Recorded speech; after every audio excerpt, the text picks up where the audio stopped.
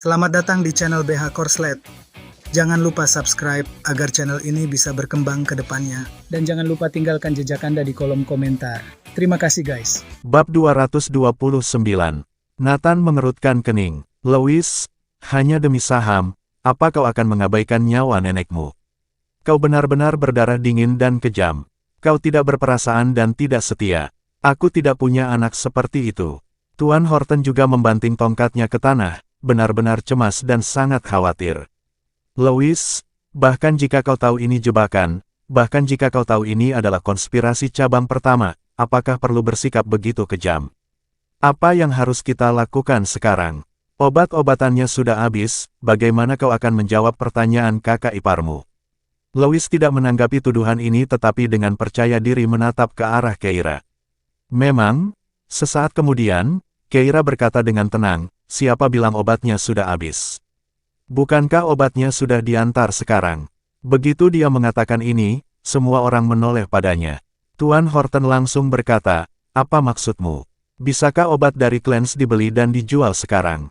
Tentu saja tidak. Oliver menghela napas lega. Kalau tidak bisa dibeli, obat ketiga sudah disita polisi sebagai barang selundupan, jadi dari mana lagi bisa dapat obat?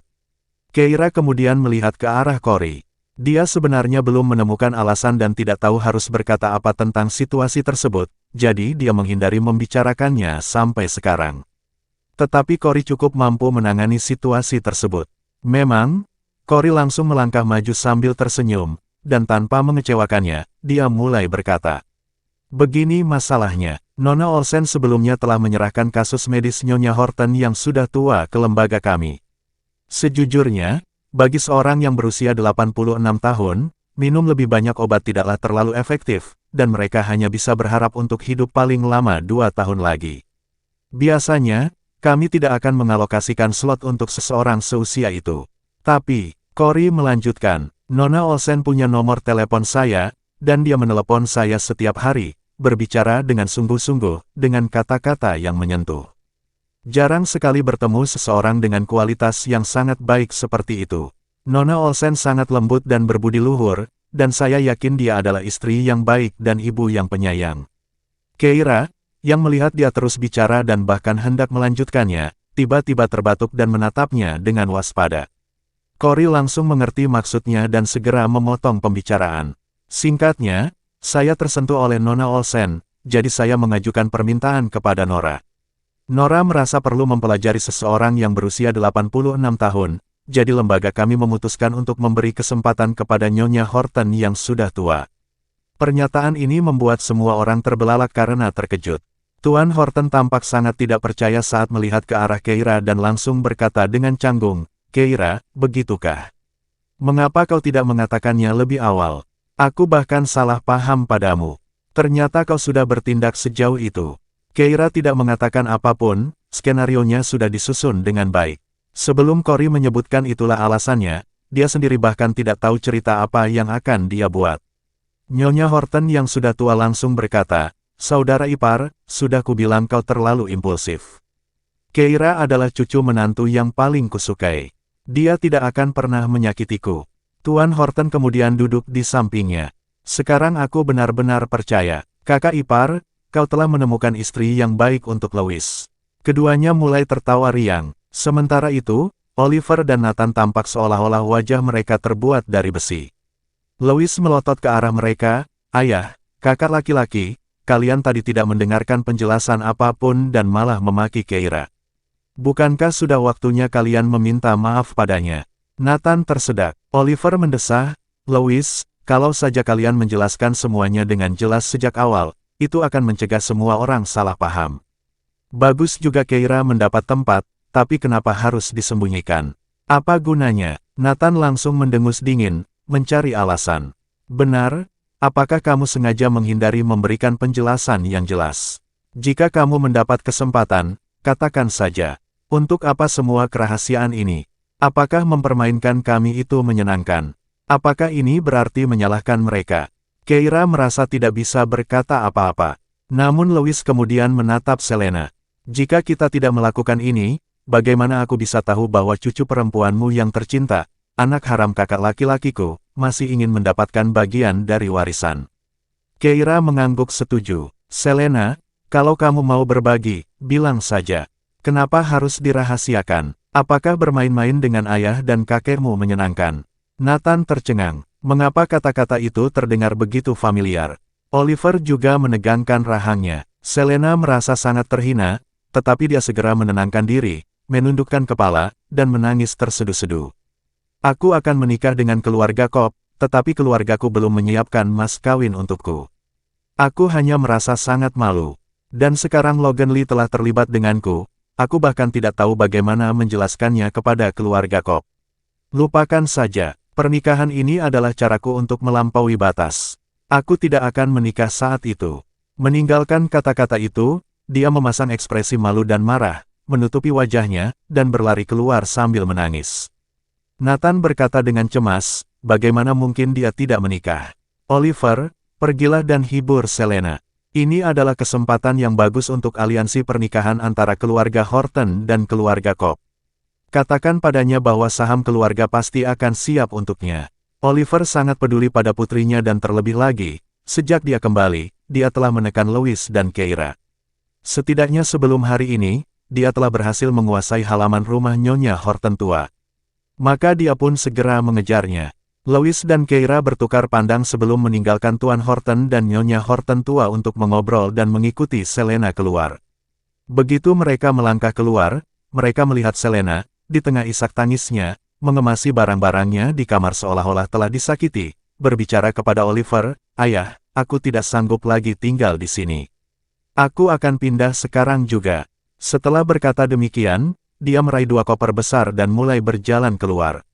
Namun dia dihalangi oleh Louis dan Keira. Selena menatap mereka dengan tatapan kasihan. "Paman Louis, Bibi Keira, aku salah. Bukankah sudah cukup dengan aku pergi sekarang? Apakah aku harus berlutut dan meminta maaf juga?" Keira berkata, "Itu tidak perlu." Selena segera menundukkan kepalanya dan berbalik untuk meninggalkan mereka. Namun dia dihalangi oleh Keira sekali lagi. Selena bingung dan mendengar Keira berkata, "Kamu boleh pergi, tapi tinggalkan barang-barang nenek." Selena terkejut. Sekilas tatapan dendam terpancar di matanya. Ia sengaja memainkan peran sebagai pihak yang dirugikan untuk bergegas keluar, bahkan dengan tergesa-gesa membawa barang bawaan yang telah dikemas sejak awal, semuanya hanya untuk mengambil barang-barang yang telah dicurinya dari harta milik Nyonya Horton tua. Tetapi dia tidak menduga mereka akan mengetahuinya. Dengan ekspresi kasihan, dia menoleh ke arah Keira. "Bibi Keira, aku tidak tahu apa yang kamu bicarakan.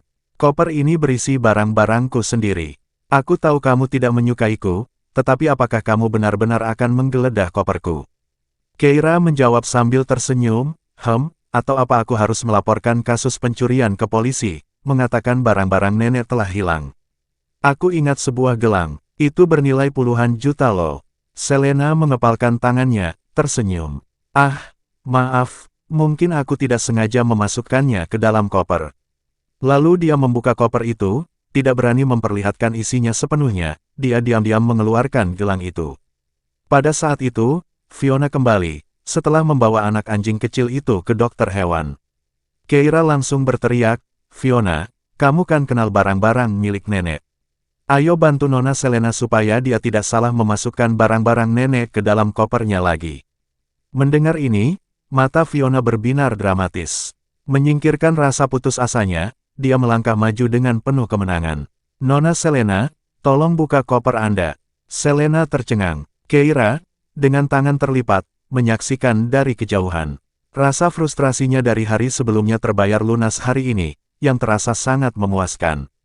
Saat dia sedang merenung, Louis tiba-tiba menoleh dan berbicara dengan suara pelan. "Sudahkah kamu melupakan semuanya, Nora?" Keira tercengang. Bab 230.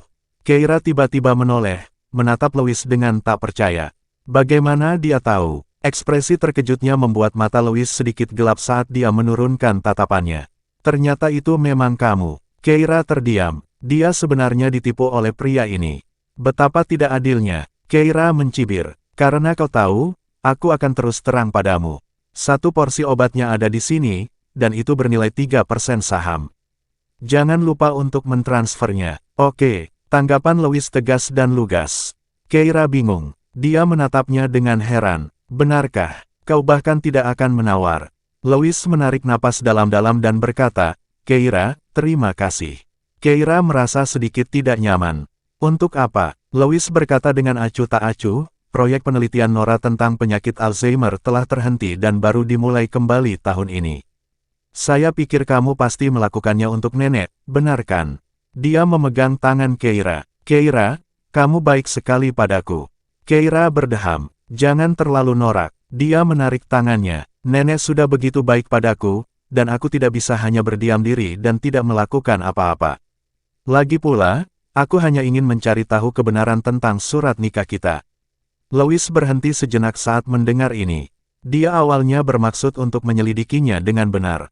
Tetapi begitu banyak waktu telah berlalu sejak saat itu tanpa jejak apapun dari peristiwa masa lalu, dan dia hampir melupakannya. Dia bertanya, apakah nenek ingat?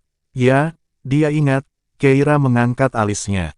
Obat yang mengesankan, ya, menakjubkan. Louis merasa geli dengan sikapnya, tetapi kemudian tiba-tiba ia merasa khawatir apakah kebenaran itu akan merusak hubungan mereka.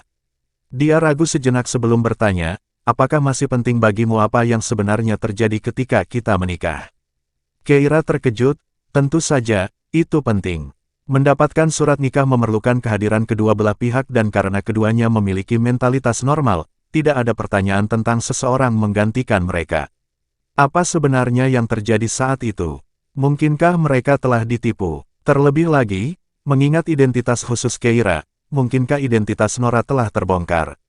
Apakah ada yang ingin menggunakan keluarga Horton untuk berkomplot melawannya? Tatapannya yang penuh perhatian membuat hati Louis mencelos. Jadi, apakah kamu masih ingin bercerai sekarang? Mereka masih belum membahas masalah yang paling penting. Meskipun Louis telah mengakui identitas Keira di depan umum, dia belum pernah mengucapkan janji cinta abadi. Louis sedikit gugup. Keira juga terdiam sejenak saat mendengarnya. Memang, dia sudah lama tidak memikirkan perceraian. Masalah perusahaan yang akan go public terus didesak Samuel. Setelah perusahaan go public, perannya sebagai pimpinan membuat dia tidak bisa dengan mudah bercerai. Keira terbatuk, lalu bertanya balik, bagaimana denganmu? Louis tidak tahu bagaimana menjawabnya. Dia bisa menggunakan nenek untuk menjebaknya selama sebulan, tetapi jika tidak ada perasaan nyata di antara mereka, dia tidak bisa menjebaknya seumur hidup. Terutama dengan lapisan demi lapisan rahasia yang dia simpan. Fakta bahwa dia adalah Nora sungguh mengejutkan. Louis berkata, tentu saja saya tidak mau. Apa? Keira tidak mendengarnya dengan jelas. Louis hendak mengulangi perkataannya ketika telepon Keira berdering. Dia mengangkat teleponnya dan menemukan bahwa paman tampan yang dia tambahkan kemarin telah mengiriminya pesan. Nak, trik yang kamu suruh aku coba kemarin sepertinya tidak berhasil. Keira tak dapat menahan tawa. Ada apa? Pria itu menulis, saya sudah mengirim bunga, tetapi dia tetap mengabaikan saya. Haruskah saya mengirim bunga yang lain? Setelah berpikir sejenak, Keira lalu menoleh ke Louis dan bertanya, jika kamu membuatku marah, bagaimana kamu akan menebusnya? Louis merasa bingung. Setelah merenung, dia berkata, memohon maaf. Kalau kamu tidak memaafkanku, aku akan tetap menunggu di luar pintu rumahmu. Keira tidak tahu harus berkata apa. Itu tentu tidak pantas bagi seorang yang lebih tua. Dia benar-benar tidak bisa mengandalkan Louis untuk mendapat jawaban. Keira terus menyusun strategi untuk pria itu. Mengapa tidak mencoba mengirimkan beberapa perhiasan? Pria itu menjawab, saya akan mencobanya. Setelah meletakkan teleponnya, Keira mengalihkan perhatiannya kembali ke Louis. Apa yang baru saja kau katakan? Louis terdiam. Dia berkata dengan acuh tak acuh, tidak ada yang penting. Sementara itu, Fiona sudah selesai memeriksa barang bawaan Selena, akhirnya tidak mengizinkannya mengambil apapun. Pada akhirnya, Selena pergi bersama Oliver sambil mengumpat pelan. Setelah keduanya meninggalkan ruang tamu, Selena menghentikan langkahnya dan berbalik melihat kembali ke halaman rumah Nyonya Horton tua. Keluhan dan kemarahan di wajahnya telah lenyap, tergantikan oleh sikap tenang dan dingin. Oliver berkata, Selena, rumah di halaman utama sudah disiapkan untukmu. Kau tidak bisa pergi, kau harus membantuku memikirkan cara untuk merebut posisi kepala keluarga. Selena mengangguk dengan tenang. Dia bertanya langsung, Ayah, Keira ini punya latar belakang yang cukup bagus. Mengapa kamu berkata seperti itu? Cara Cory Mills berbicara kepadanya terlalu sopan. Ada yang tidak beres. Oliver langsung berkata, dulu dia adalah anak haram keluarga Olsen yang baru saja ditemukan tertukar saat lahir saat dia masih kecil dan baru saja diambil kembali. Tunggu. Keluarga Clarence Olsen memperlakukannya dengan sangat baik. Cory Mills itu mungkin adalah seseorang yang ditemukan keluarga Clarence Olsen untuknya. Baru kemarin, Paman Olsen mengatakan dia ingin mengakuinya sebagai putri baptisnya. Saat Oliver berbicara, dia mulai khawatir. Dengan aliansi pernikahanmu dengan keluarga Cobb, cabang pertama keluarga akan memiliki keunggulan, tetapi jika dia terhubung dengan keluarga Olsen, kita akan kehilangan keunggulan itu. Mendengar hal itu, Selena mengangguk. Aku mengerti. Ayah, jangan khawatir. Aku akan mencari cara. Oliver menghela napas lega. Kasih sayangnya kepada anak haram itu tentu saja bukan lahir dari rasa sayang kepada ibunya. Lagi pula, dalam keluarga seperti mereka, anak laki-lakilah yang mewarisi bisnis. Sebab, sejak kecil putrinya memang sudah menunjukkan kecerdasannya yang luar biasa, dengan mengikuti nasihatnya, Oliver pun selalu memperoleh manfaatnya. Alasan dia mampu menekan Louis agar tinggal di luar negeri sampai tahun ini adalah berkat saran putrinya. Hanya karena dia pergi ke Clarence untuk sekolah dan tidak ada di sekitar, Louis berhasil mengejutkannya. Sekarang, putrinya telah kembali. Tantangan sesungguhnya baru saja dimulai. Tuan Horton dan Nyonya Horton tua tampaknya punya banyak hal untuk dibicarakan, berbincang selama 1 jam penuh sebelum mereka berpisah atas desakan orang-orang dari cabang kedua keluarga. Tuan Horton dengan enggan kembali ke kamar tamu. Akhirnya, Keira dan Louis memasuki kamar tidur Nyonya Horton tua. Setelah menyuruh Fiona ke pintu untuk berjaga, Keira menoleh ke Mrs. Horton yang sudah tua dan bertanya, "Nenek, apakah nenek lelah? Haruskah kita bicara besok saja?"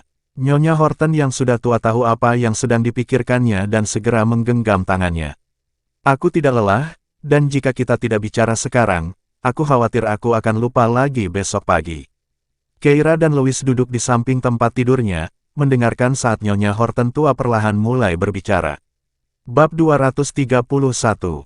Keira ragu-ragu sebelum berbicara. "Nenek, apakah ada informasi yang bisa membantu kami tentang sertifikat pernikahan kami dengan Louis?" Nyonya Horton tua memegang tangan Keira dan tertawa. "Bagaimana mungkin? Apakah menurutmu orang kaya bisa melakukan apa saja? Untuk masalah seperti itu, kedua belah pihak harus hadir." Keira menjadi semakin bingung setelah mendengar ini, tetapi dia tidak bertanya lebih jauh dan hanya mendengarkan Nyonya Horton tua. Selama beberapa tahun terakhir, Nyonya Horton yang sudah tua merasa bahwa dirinya belum pernah sejernih sekarang, dan dia berkata, "Kejadiannya sekitar 2 tahun yang lalu, saya tidak ingat tanggal pastinya, tetapi saat itu Louis sedang berada di rumah selama seminggu selama liburan sekolahnya di luar negeri. Saya ingat terbangun siang hari itu, merasa sedikit pusing. Saya ingin mencarinya, tetapi entah bagaimana saya malah keluar rumah, semakin jauh dari rumah, dan akhirnya terjatuh di jalan. Kaki saya terasa tidak nyaman, dan lengan saya juga terluka. Saya mencoba berdiri tetapi tidak punya tenaga sama sekali dan terus berjuang di tanah untuk waktu yang lama. Saya bahkan meminta bantuan beberapa orang, tetapi sial, tidak ada yang membantu. Namun, saya mengerti bahwa semua orang takut menjadi sasaran orang tua yang mencoba dengan sengaja memprovokasi orang lain. Saat itulah, cucu menantuku tersayang, kamu muncul. Apakah kamu ingat?" Keira tiba-tiba teringat bahwa memang pernah ada kejadian seperti itu. Dia biasanya mempunyai ingatan yang baik, dan terutama karena beberapa orang telah menasihatinya untuk tidak membantu wanita tua itu ketika dia pergi menawarkan bantuan. Tetapi Keira tidak mendengarkan mereka. Dia hanya meminta seseorang untuk mengeluarkan telepon genggam dan merekam video sebagai bukti, lalu dia maju dan membantu wanita tua itu berdiri.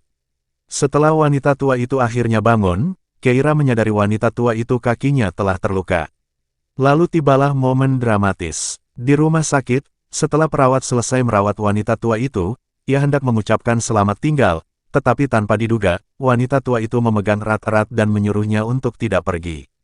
Saat itu, Keira benar-benar mengira dia telah bertemu seseorang yang mencoba memancing masalah dan mengerutkan kening, tetapi kemudian wanita tua itu menatapnya dengan mata berbinar. "Anak baik, apakah kamu sudah menikah?" Keira menggelengkan kepalanya. Wanita tua itu tersenyum. "Saya punya cucu yang tidak berguna di rumah. Apakah Anda ingin menghabiskan waktu dengannya? Keira tercengang. Anak baik, ini pasti takdir. Kamu ditakdirkan menjadi cucu menantuku. Aku ingin mengenalkan cucuku padamu. Dia sangat tampan. Nyonya tua Horton mengeluarkan telepon genggamnya dan menunjukkan sebuah foto padanya. Keira sempat melirik sekilas foto itu dan tak kuasa menahan tawa. Bu, saya belum mau menikah. Nyonya Horton yang sudah tua tampak sedih mendengarnya. Begitukah? Baiklah, jika kamu ingin menikah dan tidak memiliki pasangan yang cocok, datanglah kepadaku. Cucu laki-lakiku mengatakan bahwa dia tidak pernah berencana untuk menikah dalam kehidupan ini, yang sungguh mengkhawatirkan. Setelah mengatakan ini, Nyonya Horton tua menyerahkan sebuah kartu nama kepadanya. Keira tidak mengatakan apa-apa. Selama bertahun-tahun, dia telah bertemu dengan banyak orang tua yang cakap, dan dia telah belajar banyak dari mereka. Dia sadar betul bahwa makin bertambahnya usia, makin aneh pula kepribadian mereka. Namun, begitu dia meninggalkan rumah sakit, dia langsung meletakkan kartu nama itu di tempat sampah terdekat dan pergi. Itu hanyalah hari biasa dalam hidupnya, jadi kenangan itu perlahan memudar. Hari ini, ketika Nyonya Horton tua tiba-tiba menyebutkannya, dia teringat hari itu dan mulai mengaitkan Nyonya Horton tua dengan wanita dalam ingatannya. Keira terkejut. Jadi ternyata wanita tua itu adalah kamu. Benar? Itu sebabnya aku berkata, cucu menantu perempuanku, kita ditakdirkan. Nyonya Horton tua terkekeh dan melanjutkan. Lalu, kupikir kau benar-benar tidak ingin menikah dan merasa menyesal selama beberapa hari. Namun, pada hari keempat, kau meneleponku, mengatakan bahwa kau ingin menikah juga, jadi aku menipu bocah nakal itu, dan kalian berdua pergi ke gedung pengadilan untuk mengambil surat nikah. Nyonya Horton tua berkata demikian, lalu menatapnya dengan pandangan mencela. Setelah menikah hari itu, kau mengantarku dan bocah nakal itu pulang dan berkata kau akan kembali untuk mengemasi barang bawaanmu dan pindah, meninggalkan surat nikah itu bersamaku untuk disimpan dengan aman. Tapi aku tidak pernah menyangka kau tidak akan kembali, menantu perempuanku, mengapa kau tidak kembali? Apa kau berpikir dua kali? Mata Keira terbelalak karena takjub saat dia mendengarkannya. Dia ingat dengan jelas telah membuang kartu nama itu, jadi bagaimana mungkin dia bisa kembali untuk mencari Nyonya Horton tua. Dia menatap Nyonya Horton yang sudah tua. Apakah kamu yakin bahwa orang yang datang menemuimu kemudian benar-benar aku?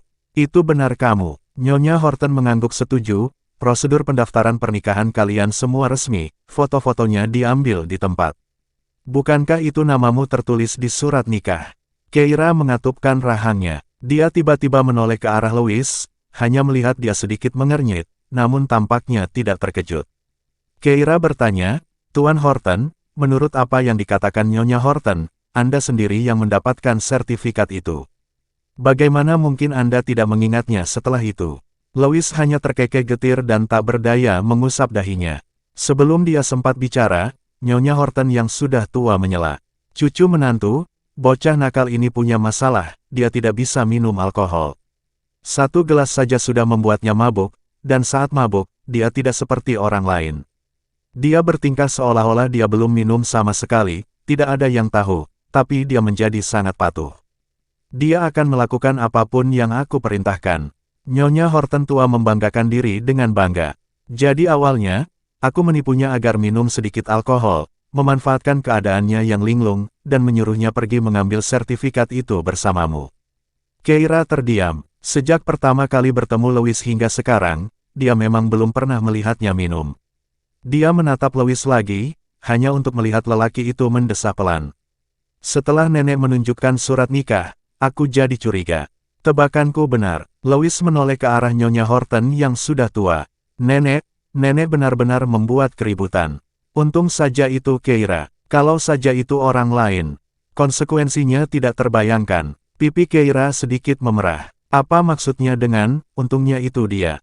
Nyonya Horton tua mendengus. Saat itu aku berpakaian compang-camping, dan banyak orang tidak membantuku, hanya menantu perempuanku yang membantu. Ini menunjukkan bahwa dia baik hati. Apa menurutmu aku akan memilih sembarang orang untuk menjadi istrimu? Nyonya Horton tua menggodanya. Anak nakal, kau puas atau tidak? Louis tidak berbicara tetapi menatap ke arah gadis itu dengan tatapan lembut dan penuh kasih sayang. Namun Keira tampak serius seolah menghadapi musuh besar. Dia teringat percakapan Keira baru-baru ini dengan Nyonya Horton tua dan sedikit mengernyit, suaranya dalam saat dia bertanya, "Ada apa? Apakah ada masalah?" "Tentu saja ada masalah." Ekspresi Keira serius saat menatapnya. "Karena setelah aku membantu Nyonya Horton tua, aku tidak pernah menemuinya lagi. Orang yang mendaftarkan pernikahan denganmu sama sekali bukan aku."